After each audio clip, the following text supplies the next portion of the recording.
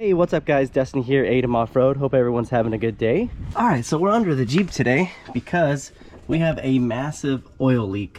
You can see it's kind of weeping out of this hole here, and a lot of oil is coming out. I'm losing oil very rapidly. You just don't want to be driving the Jeep like this, especially on the highway. Your transmission will grenade if you lose a bunch of oil. So today we're going to be pulling out the transfer case to get to the output shaft housing on that transmission. Let's get the transfer case pulled so we can get to that oil seal.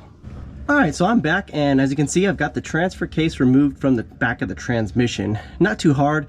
The hardest part was really just getting this top bolt and all these bolts off to pull off the transfer case.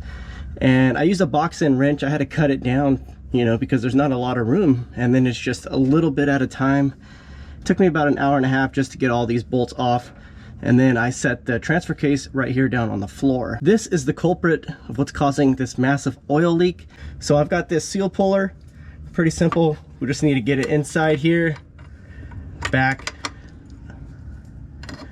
of the seal, and then pull it out. Very simple, just like that with the seal puller. And we have the old seal. Let's go match one up at the automotive store. All right, so here's the new seal. I've already greased it up. This is the grease that I'm using, and I'm just gonna put a bunch of it all over the double seal of the lip and on the back side where the spring is. That way it helps prevent the spring from jumping out when we go ahead and stick the new shaft through the seal. And it's also gonna keep the seal lubed when we go ahead and stick the transfer case back together into the back of the transmission. So I've got my seal. I'm gonna go ahead and press it on with my fingers, just get it started.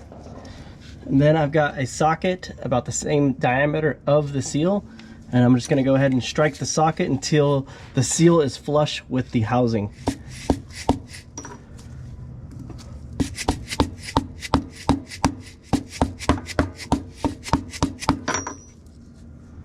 Looks pretty good right there. Probably hit that some.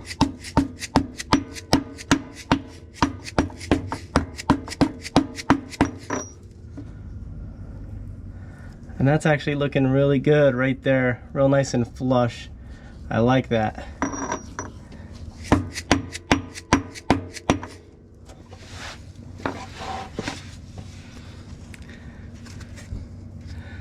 So the seal is seated pretty good.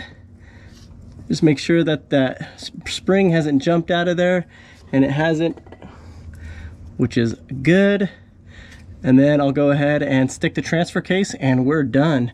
That should seal it up real nice. So that's it. Pretty simple install. Now you just got to put everything back together and we should be good, nice and sealed off.